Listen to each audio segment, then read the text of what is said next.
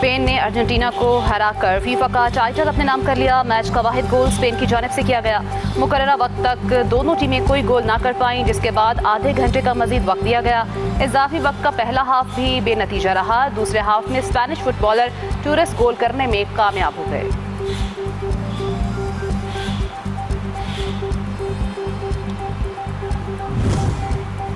FIFA world cup 2026 की Fateh team Spain पर डॉलरों की बारिश। स्पेन को 5 करोड़ डॉलर मिले। रनर अप अर्जेंटीना के हिस्से में 3 करोड़ 30 लाख डॉलर्स मिले।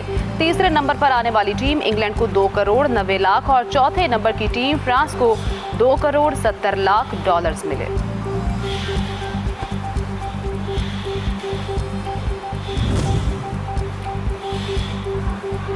अमरीकी अफवाज की ईरान के खिलाफ हमलों की नमी लहर। अमरीकी हमलों के बाद ईरान के 5 शहरों में धमाके। शिमाल मगरबी ईरान का अहम शहर तबरेज और 2 अहम बंदरगाही इलाके भी शामिल। तबरेज जनूब मशरक़ी साहिली शहरों चाबहार और कनार, जबकि जनूब मगरबी तवानाई मराकज़ बंदर माहशर और बंदर इमाम खुमैनी में भी धमाके। ईरान ने जनूब में ऑपरेशनल इलाकों की जासूसी और निगरानी करने वाला अमरीकी ड्रोन मार गिराया। अहवाज की फ़ज़ाई हदूद में एक अमरीकी MQ-9 ड्रोन भी मार गिराया गया। ईरानी फ़ौज ने मगरबी ईरान में अमरीकी क्रूज़ मिसाइल को भी कामयाबी से फ़ज़ा में ही तबाह कर दिया।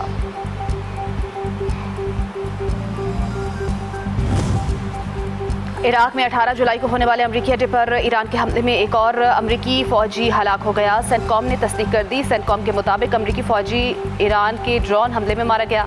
सर्च ऑपरेशन के बाद अमरीकी फ़ौजी एहलकारों को जाए वक़ुआ से इंसानी बाक़ियात मिली हैं।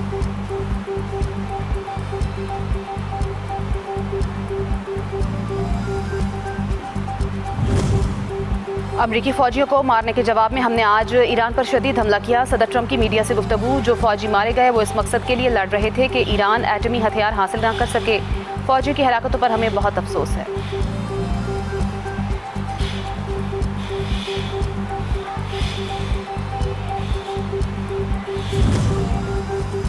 ईरान की अफजोदा यूरेनियम किसी सूरत फरोख्त नहीं की जा सकती। ईरानी वज़ीर ख़ारजा अब्बास अराग़ची का 2 टोक ऐलान।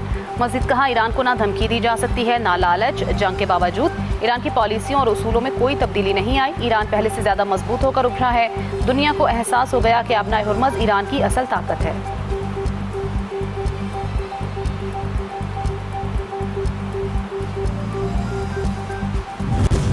और शहीद सुप्रीम लीडर सैयद अली खामनाई के कातिल अब चैन की नींद और आराम सुकून को भूल जाएं। ईरानी 5 सालाना इनकलाब ने एक बार फिर शहीद लीडर के कत्ल का बदला लेने के आज़म का इजहार करते हुए दुश्मन को खबरदार कर दिया। मजीद कहा, अब्नाए हुर्मज़ को जंग से पहले की सूरत हाल में वापस लाने की अमरीकी कोशिश कामयाब नहीं होगी। उर्दन, कुवैत, ओमान और दीगर ममालिक में मौजूद अमरीकी अड्डों को भारी नुकसान पहुँचाया। आइंदा भी कार्रवाइयाँ जारी रहेंगी।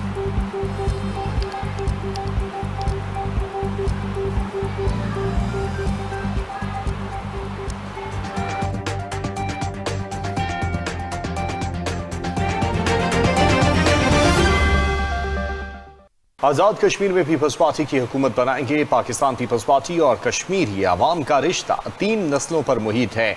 Chairman People's Party Bilawal Bhutto का कोटली में जलसे से खिताब। बोले, पीपल्स पार्टी ने हर फोरम पर मसला कश्मीर की भरपूर वकालत की है और दुनिया भर में कश्मीरी अवाम के हक़ खुद इरादियत की आवाज़ बुलंद की है। भुट्टो जरदारी का कहना था कि जब भी कोटली आता हूँ तो ऐसा महसूस होता है जैसे अपने घर आया हूँ। कोटली के अवाम और पीपल्स पार्टी का रिश्ता महज सियासी नहीं बल्कि खानदानी नौयत का है। गुज़श्ता इंतखाबात में भी अवाम ने पीपल्स पार्टी पर अपने एतमाद का इजहार करते हुए हमें कामयाबी दिलाई थी। अब हमारी कोशिश है कि आइंदा इंतखाबात में इससे भी बेहतर नताज हासिल किए जाएं। 6 महीने से आजाद कश्मीर में पीपी का हुकूमत और काफी सालों से वफाक में हमारे दोस्त शहबाज शरीफ साहब का हुकूमत है। तो अब पिछले इलेक्शन की तरह इंशाल्लाह मुश्किलात नहीं होंगे। आपने पिछले इलेक्शन से भी बेहतर रिजल्ट्स दिलवाना है हमें।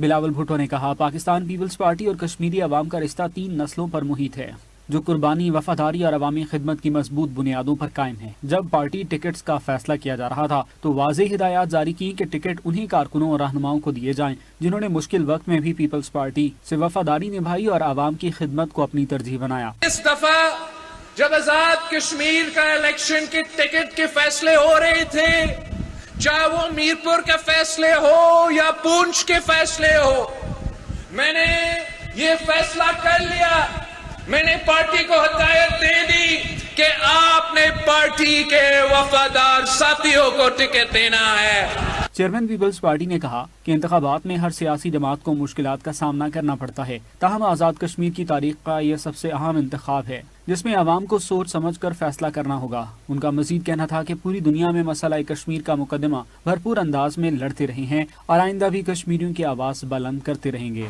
मनफी हथकंडे इस्तेमाल करने वालों की सियासत दफन हो गई। बानी PTI की बहन के बयान भारतीय मीडिया की जीनत बनते हैं। मार के हक में पाकिस्तान की फतह इनसे हजम नहीं हो रही।